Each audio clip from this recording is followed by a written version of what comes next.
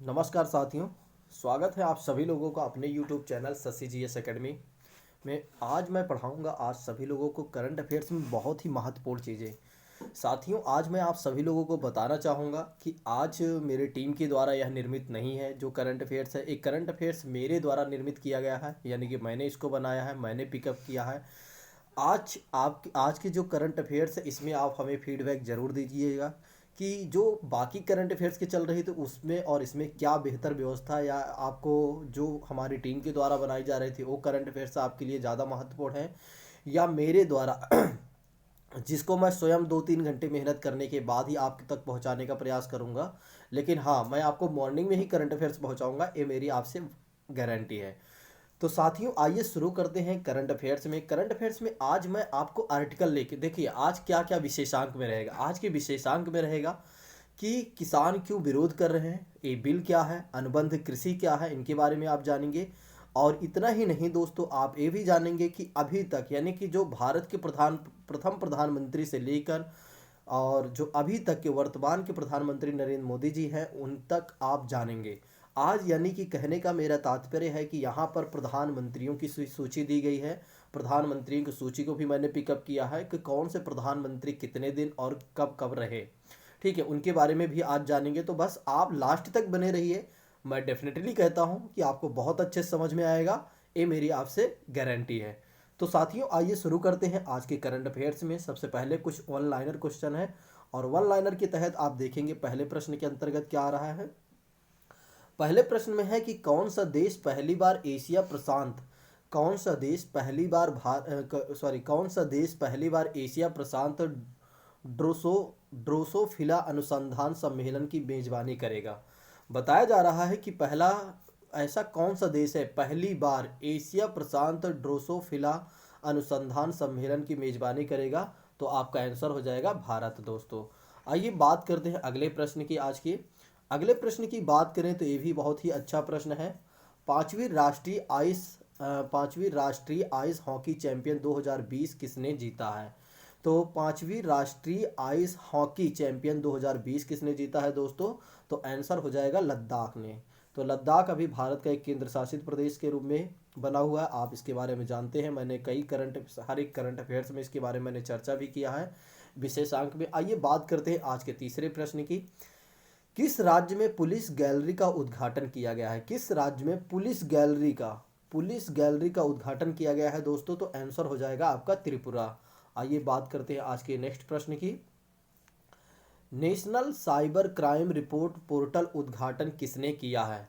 National cyber crime reporting portal का उद्घाटन किसने किया है दोस्तों। तो अमित शाह ने किया है। नेक्स्ट प्रश्न की बात करें तो किस प्रकार के वाहनों के लिए पेपरलेस लाइसेंसिंग प्रक्रिया शुरू की गई है। पहले प्रश्न की बात करें सॉरी इस प्रश्न की बात की जाए तो किस प्रकार के वाहनों के लिए पेपरलेस लाइसेंसिंग प्रक्रिया की शुरुआत कर दी गई है। वो है पेट्रोलियम रोड टैंकर के लिए। किसके लिए है। पेट्रोलियम रोड टैंकर के लिए। आइए आज के नेक्स्ट प्रश्न की बात करते हैं और वन लाइनर के लास्ट प्रश्न की बात करते हैं। वन लाइनर का लास्ट प्रश्न है, यानी कि अंतिम प्रश्न है। 23वां राष्ट्रीय युवा सम्मेलन 2020 कहाँ पर शुरुआत हुआ है।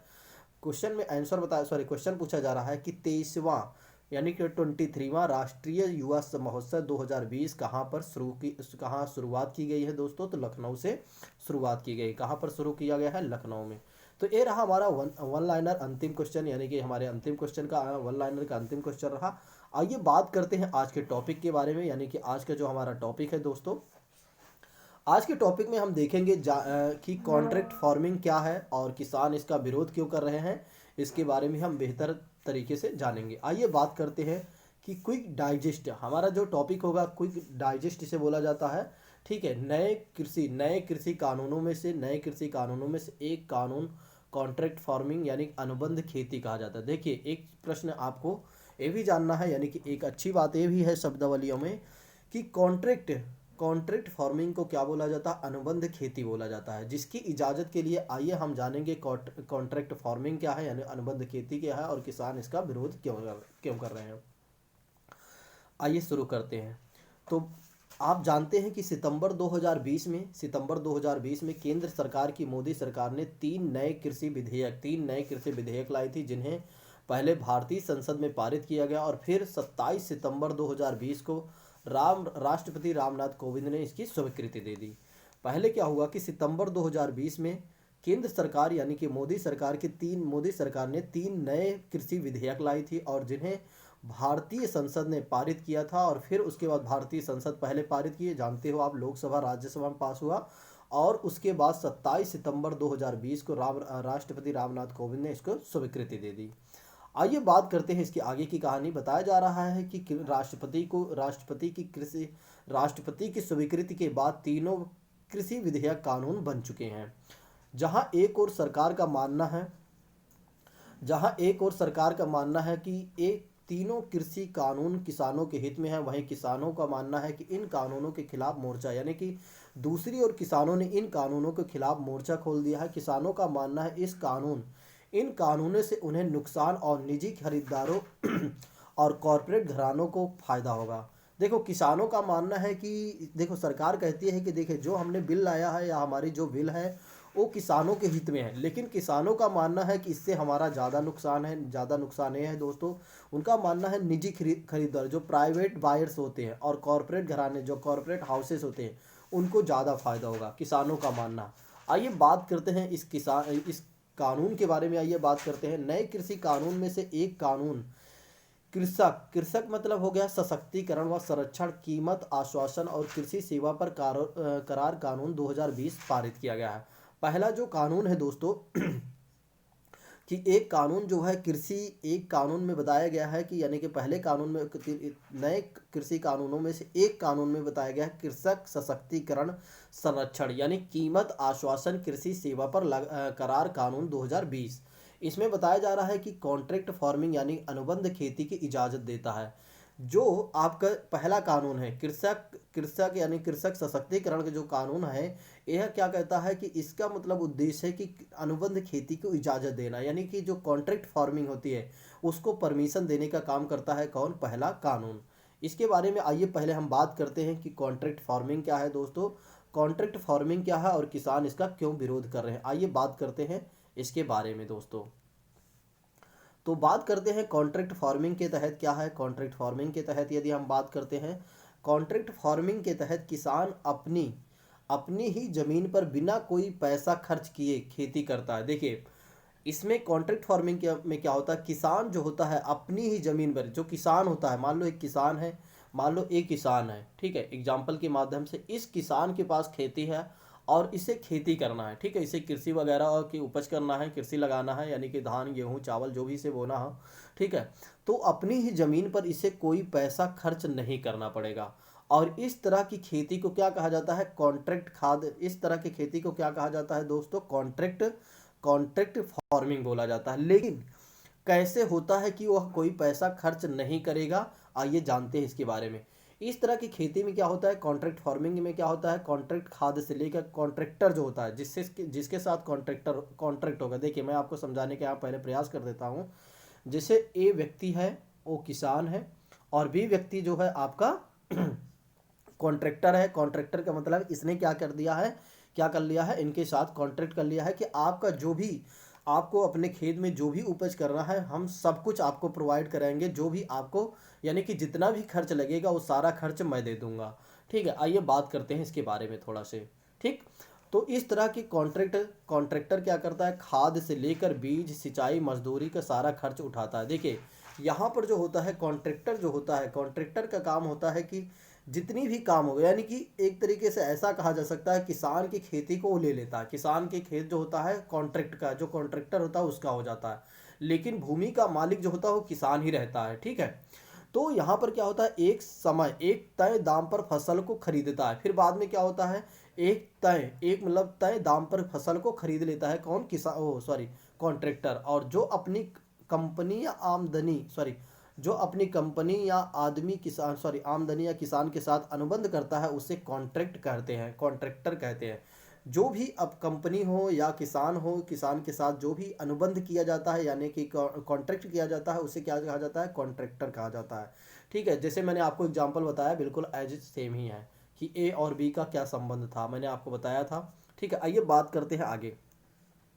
कॉन्ट्रैक्ट फार्मिंग किसानों को लाभ पहुंचाने के साथ साथ खेती की दशा और दिशा दोनों सुधारती है। देखिए, इसमें बताया जाता है कि देखिए जो कॉन्ट्रैक्टर होगा, कॉन्ट्रैक्टर क्या करेगा, जैसे अब किसान है, मान लो चलो मैंने दो व्यक्ति की बात की थी, ए और बी।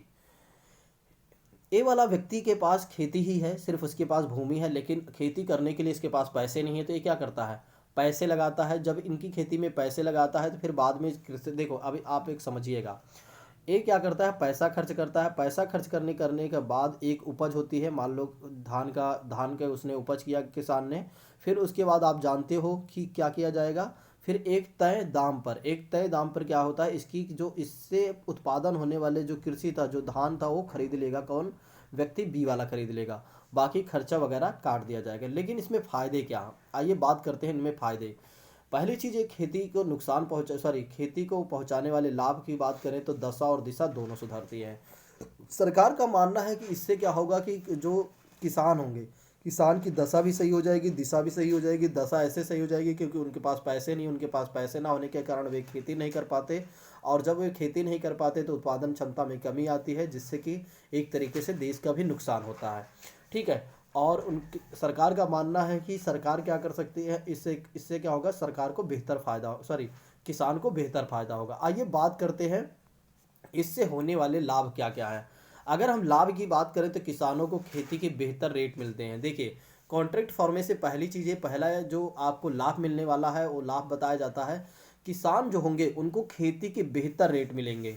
ठीक है, दूसरी बात करते हैं, बाजार में होने वाले रेट के उतार चढ़ाव को किसान पर कोई असर नहीं होता। देखिए, इससे एक चीज़ ये फ़ायदा होता है कि किसान को पहले क्या होता है कि जब किसान ने, मान लो किसान ने सब कुछ खर्च कर दिया, ए वाला व्यक्ति ने क्या किया, अपने खेती का जितने भी उपज करने के लिए जितने भी साधन संसाधन पैसे खर्च हुए, वो सारा पैसा खर्च किया। पैसा खर्च करने के बाद उसके बाद मान लो गेहूं का उत्पादन हुआ, उसने वो क्या किया, गेहूं ले जाकर मंडी में बेचा। मंडी में बहुत हो सकता है मंदी हो, जिसके कारण किसान को क्या हो जाता है, घाटा हो जाता है। लेकिन अनुबंध कृषि में क्या होता है, किसान को कोई घाटा नहीं होता, इस पर उस पर कोई असर नहीं पड़ता है किसान पर। क्यों नहीं पड़ता है, क्योंकि उससे कोई मतलब ही नहीं है। वो सारा खर्च कौन करता है, एक तरीके से कौन खर्च करता है, कॉन्ट्रैक्टर करता है। इसीलिए बताया जा रहा है कि बाजार में होने वाले रेट के उतार चढ़ाव का किसान पर कोई असर नहीं पड़ता है, क्योंकि पहले ही सब कुछ कॉन्ट्रैक्ट कर लिया जाता है कि सारा पैसा मैं खर्च करूंगा और इतने रेट से इतना मैं आपको दूंगा भी पैसे। ठीक है, तीसरी बात करें तो किसानों को खेती करने के पुराने तरीकों में सुधार और नए तरीकों को सीखने का अवसर मिलता है। देखिए, जो कॉन्ट्रैक्टर होगा वो कॉन्ट्रैक्टर क्या करेगा, हमेशा ही किसान के पास आएगा, किसान को नई नई तकनीकी देगा, नए बीज देगा, नई चीज़ें, यानी कि जितनी भी चीज़ें होती हैं वो ज़्यादा प्रयास। देखो, कॉन्ट्रैक्टर का एक ही उद्देश्य हो, उसे लाभ लाभ कमाना। जब उसे लाभ कमाना है और उसको पता है कि मैं पैसा खर्च कर ही रहा हूँ, मान लो मैं इतने हेक्टेयर में पैसा खर्च कर ही रहा हूँ, ठीक है, इसमें मैं बीज भी दे रहा हूँ, इसमें मैं खेती के लिए जो मजदूरी हो रही है उसको भी दे रहा हूँ, सिंचाई के लिए जो पैसे खर्चे हो रहे हैं वो भी दे रहा हूँ, यानी कि जितनी भी इत्यादि चीज़ें होती हैं कृषि संबंधित, तो वो सारा पैसा खर्च मैं यहाँ कर ही रहा हूँ। तो उसका उद्देश्य होगा कि वो नई नई तकनीकी लाए, और जो नई नई तकनीकें लाएगा किसान, जो कॉन्ट्रैक्टर लाएगा, उससे किसको मिलेगा और किसको फ़ायदा होगा, किसानों को फ़ायदा होगा, क्योंकि किसान को सीखने का एक अवसर मिलेगा। आइए बात करते हैं आज के चौथे पॉइंट की बात करते हैं कि किसानों को क्या फ़ायदा होने वाला। किसानों को खेती में प्रयोग होने वाली किसानों को खेती में प्रयोग होने वाले बीज, फर्टिलाइजर आदि को चुनने में मदद मिलेगी। अब देखिए, किसान जैसे कि आप हो, चलो मैं आपको एक थोड़ा सा एग्जांपल देता हूँ। जैसे हम आप लोग हैं, ठीक है, हमारे ऊपर मुखिया है हमारे पिताजी, और जब हम छोटे थे तो हमें क्या करना पड़ता था, हमें कभी भी पैसे की चिंता नहीं करनी पड़ती थी। हम बाजार में जाते थे या मार्केट में जाते थे, दुकान पर जाते थे, किसी भी कपड़े को पसंद कर लेते थे। उसी तरह किसान किसान क्या करेगा यहाँ पर दोस्तों, किसान क्या करेगा, जाएगा यहाँ पर, यानी कि जो बीज मंडी होती है या खाद मंडी होती है, जो फर्टिलाइज़र होते हैं, जितने कहीं पर भी यानी कि तरीके से जा सकता है जहाँ पर ये सारा चीज़ मिलेगा, बीज वगैरह। तो किसान क्या करेगा, अपने आप से वहाँ पर चुन सकता है कि मुझे इस बीज को लगाना है, अगर मैं इस बीज को लगाता हूँ तो उत्पादन क्षमता में बढ़ोतरी होगी। ठीक है, तो यहाँ पर ये भी बताया जा रहा है किसानों को खेती में प्रयोग होने वाले बीज, फर्टिलाइजर आदि को चुनने में मदद मिल जाएगी, क्योंकि इनको किसान को तो पैसा देना नहीं, वो सारा पैसा कौन खर्च करेगा, कॉन्ट्रैक्टर करेगा। कॉन्ट्रैक्टर जो जिससे आपका कॉन्ट्रैक्ट रहेगा। बात करते हैं पांचवें पॉइंट की बात करते हैं। अभी देखिए, हम फायदे की बात कर रहे हैं, आगे चलकर मैं आपको ये भी दिखाऊंगा कि चुनौतियां क्या है दोस्तों, यानी कि इसकी डिश क्वालिटी क्या है। ठीक है, अभी हम सिर्फ एडवांटेज की बात कर रहे हैं, अभी आप इतना खुश होने की आवश्यकता नहीं है। ठीक है, आगे आप देखेंगे कि क्या क्या चुनौतियां हैं उसको भी आपको समझना होगा। ठीक है, तो इस तरह से की जाने वाली खेती के कारण फसलों की क्वालिटी और मात्रा दोनों में सुधार देखने को मिल सकता है। ये बात सत्य है। ठीक है, ये बात सत्य है कि अगर किसानों को एक तरीके से पैसे उनको मिल जाता है, उनको सारा संसाधन मिल जाता है, तो कहीं पर भी कैसे भी क्या क्या बीज चाहिए, क्या क्या उनको सुविधाएं चाहिए, वो सारी सुविधाओं से क्या हो सकता है, उनके जो फसल होगी, फसलों की क्वालिटी बढ़ जाएगी और जो मात्रा, उत्पादन क्षमता में जो मात्रा होगी उसमें सुधार देखने को हमें मिलेगा। दोस्तों आइए बात करते हैं आगे की स्टोरी क्या करते हैं। अब आइए बात करते हैं चुनौतियों के बारे में। अभी तो आपने देखा एक चीज़ है कि कितना फ़ायदा, जिसमें काफ़ी लोगों ने खुश हुआ होगा, काफ़ी लोग खुश हुए होंगे कि वाकई में किसानों को कितना फ़ायदा है, इसलिए किसान फिर क्यों इसका विरोध कर रहे हैं। लेकिन आइए बात करते हैं चुनौतियों के बारे में। क्या क्या चुनौतियां हैं दोस्तों, कॉन्ट्रैक्ट फार्मिंग में क्या क्या चुनौतियां, अभी हमने सिर्फ और सिर्फ लाभ के बारे में देखा था। चुनौतियों की बात करें तो कॉन्ट्रैक्ट फार्मिंग के तहत बड़े खरीदारों के एकाधिकार को बढ़ावा मिलेगा।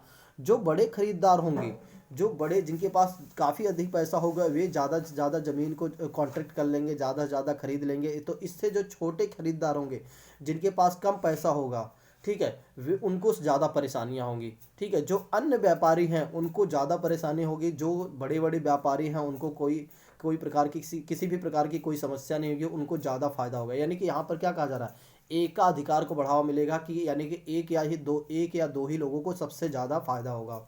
ठीक है, आइए बात करते हैं दूसरी चुनौती के बारे में।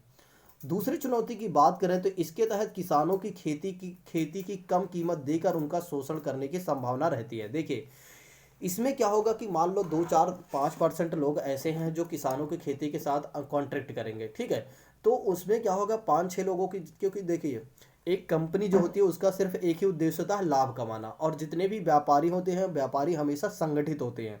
आपको पता होना चाहिए, व्यापारी भले ही देखने में आपसे कुछ अलग बात करते हैं, लेकिन उन सभी की अपनी एक मीटिंग होती है। जो बड़े बड़े उद्योगपति हैं उन सभी की अपनी मीटिंग होती है कि क्या रेट तय किया जाना चाहिए, किस मार्केट में हमें कितना पैसा इन्वेस्ट करना चाहिए, सब, और कौन कितना करेगा, कौन किससे कितना क्या करेगा, सब कुछ तय होता है, प्री डिसाइडेड होता है दोस्तों। ठीक है, आपको मैं बता दूं ये सब कुछ प्री डिसाइडेड होता है। नहीं तो आप सोचो कि सिर्फ अपने अपने में, जैसे अंबानी जी अलग चलते हैं, अदानी जी अलग चलते हैं, सब कुछ नहीं है दोस्तों। यहाँ पर सब जितने भी एक तरीके से मैं आपसे बात करूं, जितने भी व्यापारी होते हैं, जो बड़े बड़े उद्योगपति हैं, उन सभी का अपना मीटिंग होता है। और उसी मीटिंग के तहत सब कुछ तय किया जाता है, क्या करना है, क्या नहीं करना है, कैसे क्या होगा। तो यहाँ पर वही बात की जा रही है, किसानों की खेती को कम कीमत देकर उनका शोषण करने। देखिए, संभावना ऐसे बनी रहेगी कि जो लोग, कुछ कॉन्ट्रैक्टर जो होंगे, जो कुछ ही लोग खरीदेंगे, उन सभी लोग क्या करेंगे, आपस में डिसाइड कर लेंगे कि हमें सिर्फ इतना ही खरीदना है, इतने में ही हमें कॉन्ट्रैक्ट करना है, इतने में ही हम सारा कुछ कर लेंगे, जिससे हमें ज़्यादा फायदा होगा। ठीक है, तो अब आप समझ सकते हो, आप खुद विचार कीजिए, आप कमेंट बॉक्स में विचार करके हमें बताइएगा आपको क्या लगता है, और आप अपनी राय से ज़रूर बताइएगा। बड़े किसानों को मुकाबले छोटे किसानों को कॉन्ट्रैक्ट फार्मिंग का कम लाभ मिलेगा। देखिए, जो बड़े किसान होगा, ज़्यादा से ज़्यादा कॉन्ट्रैक्टर का फ़ायदा ये होगा कि मैं बड़ी खेती खरीदूँ, यानी कि ज़्यादा, जिसके पास ज़्यादा खेती है उसको मैं खरीदूँ। क्यों मैं हेक्टेयर बीघे में, एक आध बीघे किसी के पास हो उसके साथ कॉन्ट्रैक्ट करूँ, क्योंकि उसके साथ ज़्यादा पैसा खर्च करना पड़ेगा और उससे हमें ज़्यादा उत्पादन भी नहीं होगा, टेंशनबाजी अलग से बनी रहेगी, किसान हमें ज़्यादा फ़ोन करता रहेगा। तो उनका मानना रहेगा कि हम जो बड़े किसान हैं, जिनके पास बहुत ज़्यादा भूमि है, 10 बीघे, 10 बीघे, 25 बीघे, 50 बीघे, उन सभी के साथ हम कॉन्ट्रैक्ट करेंगे। जब वे लोग उनके साथ कॉन्ट्रैक्ट करेंगे तो उनके जो उत्पादन क्षमता होगी उसमें बढ़ोतरी होगी, और जो छोटे किसान होंगे उनको थोड़ा से कम लाभ मिल पाएगा दोस्तों। क्योंकि उनकी खेती में उतना ज़्यादा उपज हो नहीं पाएगा। क्यों नहीं हो पाएगा? क्योंकि उनके पास, किसान जो होंगे, जो छोटे किसान होंगे, उनके पास आधुनिक तकनीकी नहीं होगी। आधुनिक तकनीकी से तात्पर्य हो जाता है उनके पास नए बीज नहीं होंगे, क्योंकि वो, उनको कोई एक तरीके से उनके साथ कोई कॉन्ट्रैक्ट करने की ज़्यादा राजी नहीं हो पाएगा। जब कोई कॉन्ट्रैक्ट कम करेगा तो दोस्तों, यानी कि कॉन्ट्रैक्ट, यानी कि उनके पास पैसा की सुविधा नहीं होगा, तो बीज नहीं खरीद पाएंगे, पुराने ही बीजों को पारंपरिक खेतों से ही खेती करेंगे, जिससे कि क्या होगा, उनके उत्पादन क्षमता में कमी आएगी। तो इसीलिए किसानों का मानना है, किसान इसलिए विरोध कर रहे हैं कि जो बड़े किसान हैं उनको तो एक तरीके से फ़ायदा होगा, लेकिन जो छोटे किसान होंगे उनको ज़्यादा फायदा नहीं होगा, बहुत ही रेयर केस में फ़ायदा होगा, जिससे एक तरीके से देखा जाए तो किसानों के बीच असंतुलन की स्थिति बनी रहेगी। आइए बात करते हैं अधिनियम के बारे में। अधिनियम की बात करें तो अधिनियम को एक्ट कहा जाता है। मैंने आपको इसके बारे में बताया भी है कि कैसे कानून बनता है। यह कानून किसी भी किसान के उत्पादन या किसी भी खेत की पैदावार से पहले किसान और खरीदार के बीच एक समझौते के माध्यम से अनुबंध खेती के लिए राष्ट्रीय ढांचा तैयार कर दिया जाएगा। देखिए, पहले ही मैंने जैसे आपको बताया है कि जब खेती करने से पहले ही, खेती करने से यानी पैदा खेत, यहाँ पर देख सकते हैं, खेती की पैदावार होने से पहले किसान और खरीदार के बीच एक समझौता पहले ही हो जाएगा, यानी कि कॉन्ट्रैक्ट पहले ही हो जाएगा। ठीक है। फिर उसके बाद आइए बात करते हैं प्रोविजन की, बात करते हैं, सॉरी दोस्तों। आइए बात करते हैं प्रोविजन, यानी कि इसमें प्रावधान क्या है दोस्तों, क्या क्या चीज़ें हैं, क्या क्या प्रावधान है इसमें। ठीक है, इस एक्ट में क्या क्या प्रावधान है।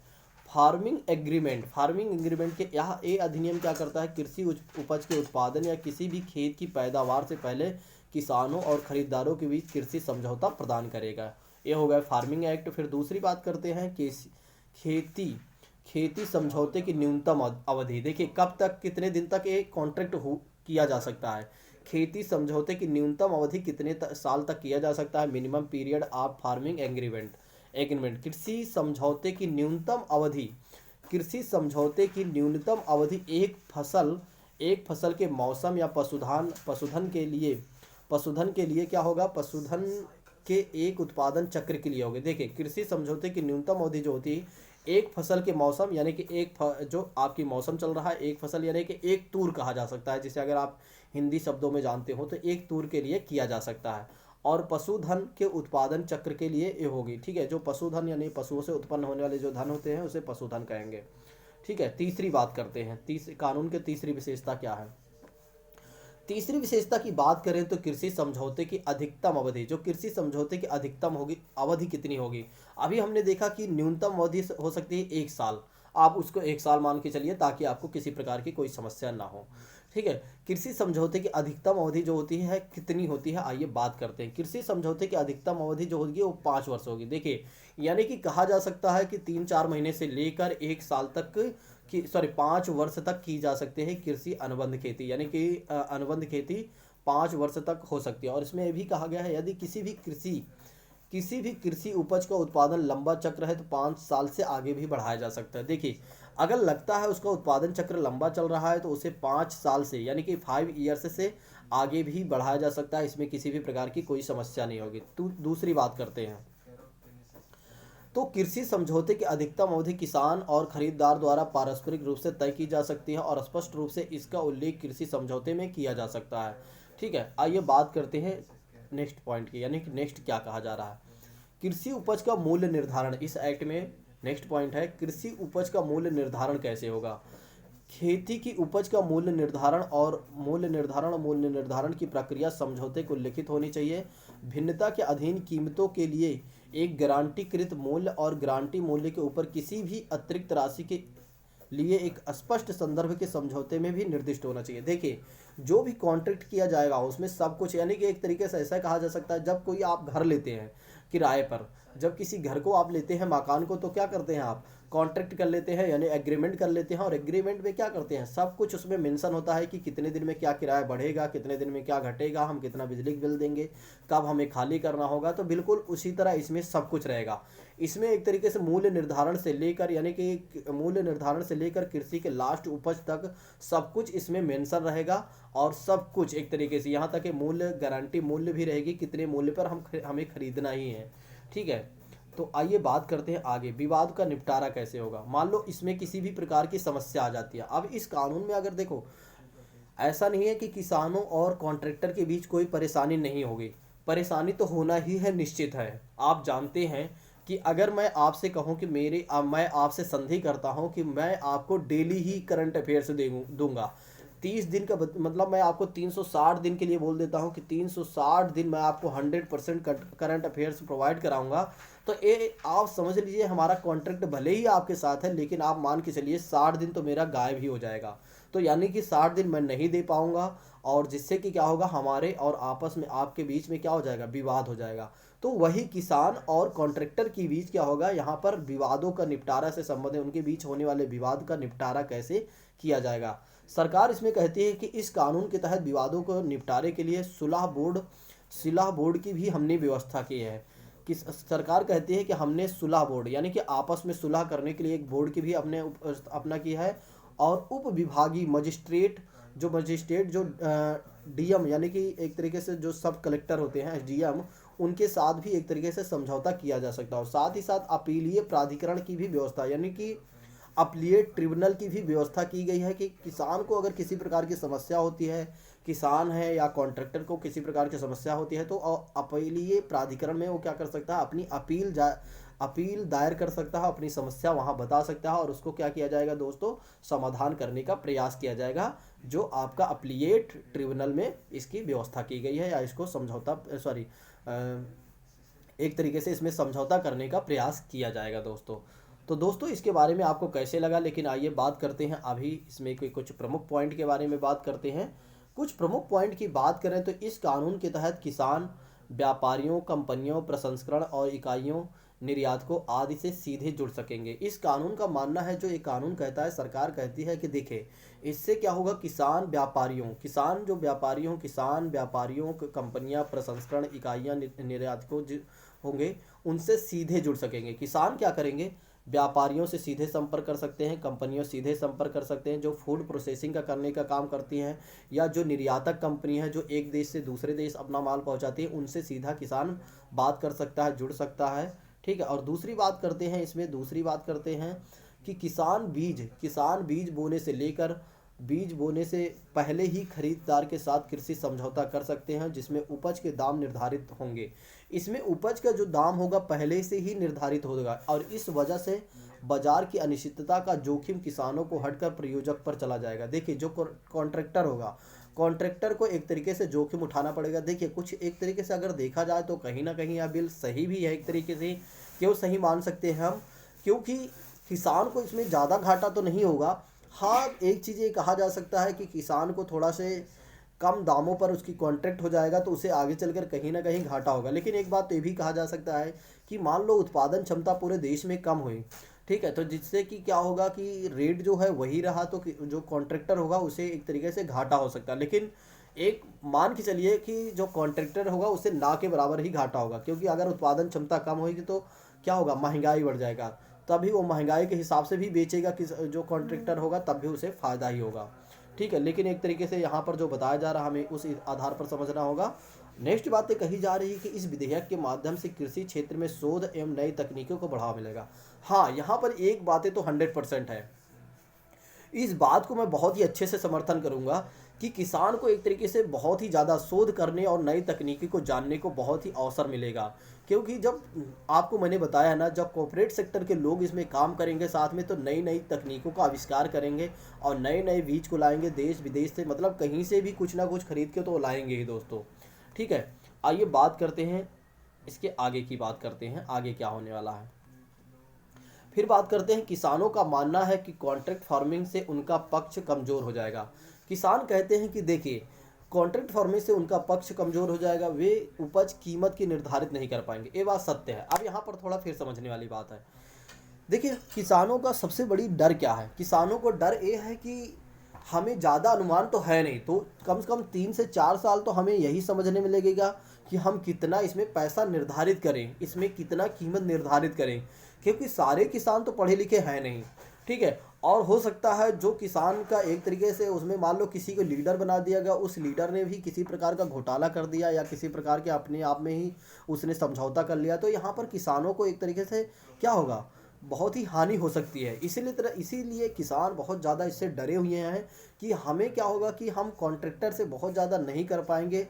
ठीक है। हम अपने, क्योंकि कॉन्ट्रैक्टर हैं जो उनके पास वेल एजुकेटेड और वेल प्रोफेशनल वेल ट्रेनर लोग होते हैं जो हर एक मिनट का पैसा जोड़ सकते हैं, यानी वो पाई का हिसाब करके बता सकते हैं क्या होने वाला है। लेकिन किसान ज़्यादा समझ नहीं पाएगा, वो तो यही बोलेगा आप ही बताओ क्या होने वाला है।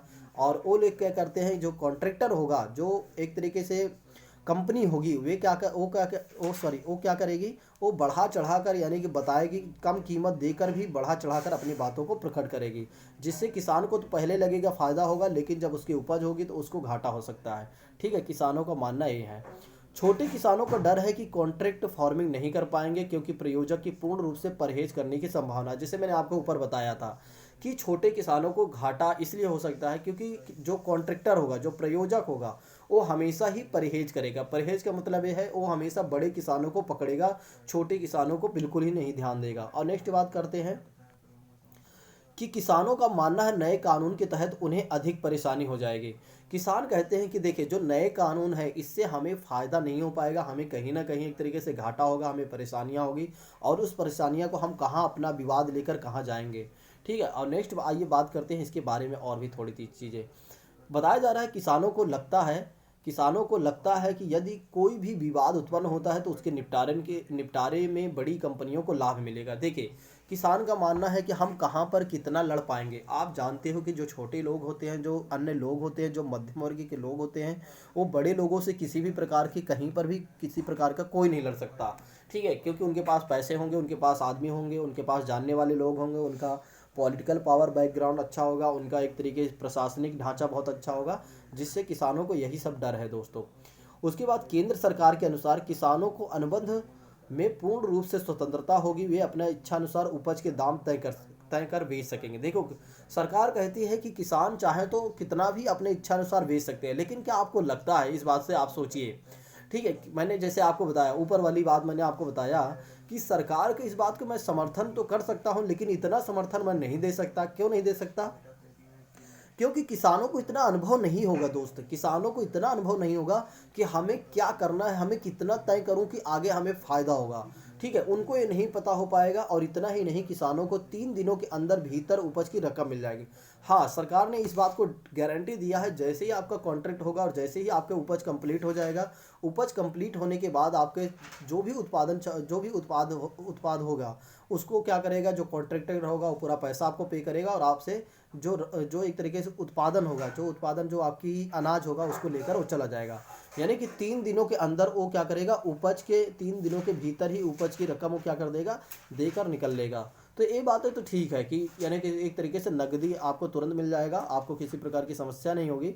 नेक्स्ट बात करते हैं केंद्र सरकार देश भर में 10,000 कृषक उत्पादक समूह निर्मित कर रही है। देखो केंद्र सरकार कह रही है देश भर में 10,000 कृषक उत्पादन समूह निर्मित कर रही है, और जिसके तहत छोटे किसानों को उनकी फसल के लिए उचित रकम भी मिल सकेगी। सरकार क्या कर रही है, ये देखिए 10,000 कृषक में बहुत ज़्यादा कुछ नहीं हो पाएगा। ठीक है, और सरकार का मानना है कि हम ऐसे किसानों को निर्मित कर रहे हैं जो छोटे किसान को उनकी फसलों के लिए उचित रकम दे सकेंगे। ठीक है, नेक्स्ट आइए बात करते हैं अगली कहानी। नेक्स्ट बात करें तो केंद्र सरकार के अनुसार कृषि अनुबंध के बाद किसानों को फसल बेचने के लिए व्यापारियों के चक्कर नहीं काटने पड़ेंगे, और खरीदार खेत से खुद फसल लेकर जाएगा। जैसे मैंने आपको बताया दोस्तों, अभी पहले ही बता दिया था, केंद्र सरकार कहती है, यानी कि सरकार का कहना है कि जो कृषि अनुबंध के बाद किसान को फसल बेचने के लिए व्यापारियों को चक्कर नहीं काटने पड़ेंगे। भाई भला क्यों काटने पड़ेंगे? क्योंकि अब अनुबंध हो चुका है, यानी कि एक तरीके से कॉन्ट्रैक्ट हो चुका है, तो फिर कॉन्ट्रैक्ट में किसान क्यों इधर उधर भटकेगा? उसको क्या, उसने उत्पादन किया और अपना अनाज उनको दे दिया, आप ले जाइए नहीं ले जाइए, ये आपका हेडेक है। ठीक है, और खरीदार खुद क्या करेगा, खेत से फसल लेकर चला जाएगा, यानी कि जो अनाज होगा उसको लेकर चला जाएगा। ये बात तो सत्य है, इसमें कुछ बताने वाली बात है नहीं। और नेक्स्ट बात करते हैं, केंद्र सरकार के अनुसार यदि कोई भी विवाद उत्पन्न होता है तो उसे स्थानीय स्तर पर 30 दिनों के भीतर ही निपटाया जा सकेगा।